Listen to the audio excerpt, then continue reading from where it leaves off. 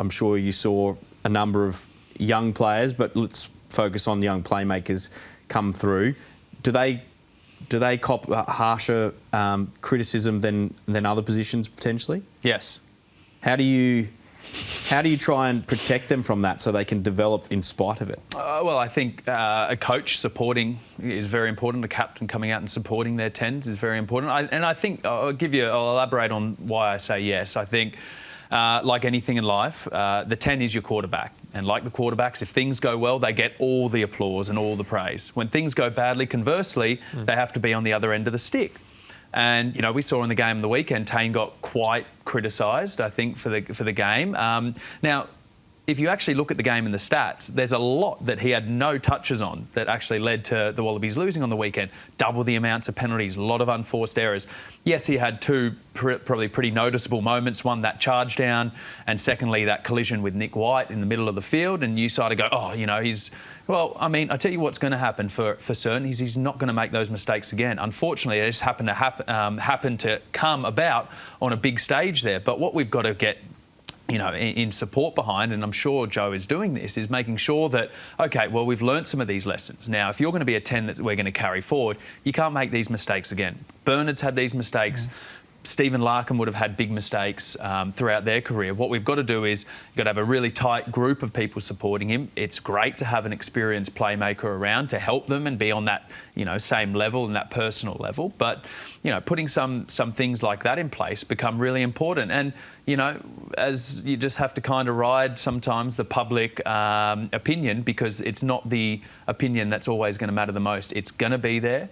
And we've got to accept the fact that, you know, you take that number 10 jersey, which is a pretty coveted jersey in this country and around the world because you are the quarterback, you demand the big dollar and you demand leading the team. Well, there's got to be a level of expectation. That just comes with the territory, like it would a captain, like it would a coach.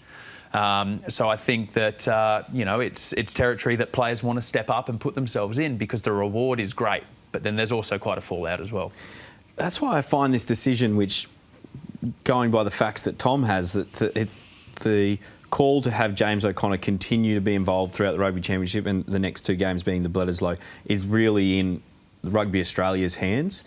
And I feel like Joe has done some things around protecting these young 10s that we haven't seen potentially for the last 5, maybe 10 years at a Wallaby level. And by that I mean he's backed Tom Liner, he's backed Taine Edmed, but he's had James O'Connor there as a security blanket, to use your words.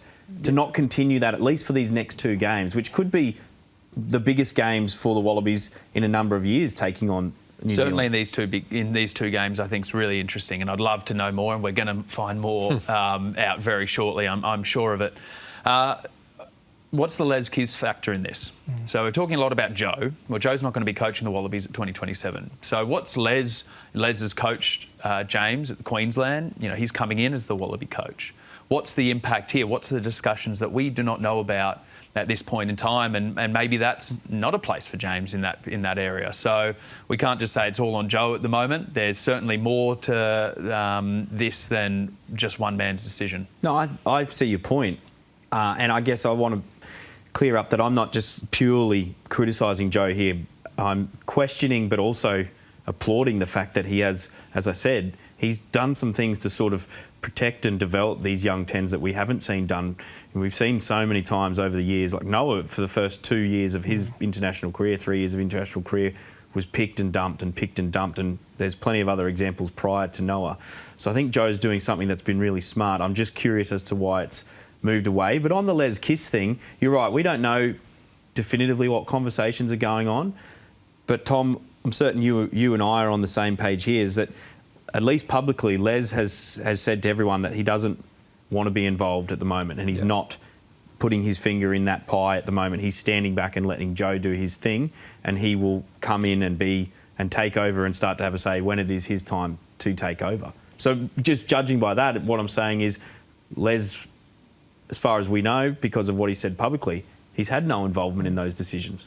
Yeah, so I guess Kissy's got such a huge workload at the Reds as well, but in saying that, he probably doesn't want to step on too many toes into the Wallabies at the moment. I know Kissy well, and I know he has no hesitation with picking older players. He's coached a lot in Europe, so he's got a vast experience in utilising and managing older players.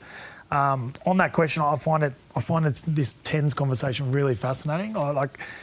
I remember when Bernard Foley was playing his best footy, it was probably around 15, 16 when Matt Giddo came back. He wasn't primarily playing 10, a lot of 12, but Gitz was always in Denard, always helping him, always working together, had that loud voice outside him, made Bernard an incredible player. And then when Gitz moved on, Bernard then took that mantle. I'd actually say, like, this current crop of young players, young 10s, you know, they're not the first ones to be criticised. It's like, we work backwards, we go Noah, then we go Carter Gordon. Then I don't even think we gave enough respect to our Quade Coopers, our Bernard Foleys, you know, to an extent Matt Tamua, Christian Leilufano. I think we had such a romantic period with Bernie Larkham at 10, who was a generational player, that we still want that guy who's breaking the line at will, having a laugh out there playing against boys. I still think we're holding on to that, but we've got to put a lot of respect on these young players now coming through that have different skill sets, see the game a little bit differently and appreciate that and respect that rather than just being quick to discount. Because people like Quade and Bernard especially, they gave so much to the jersey and they committed so much and they're phenomenal players, but I still feel like they didn't really get the respect they deserved at the time.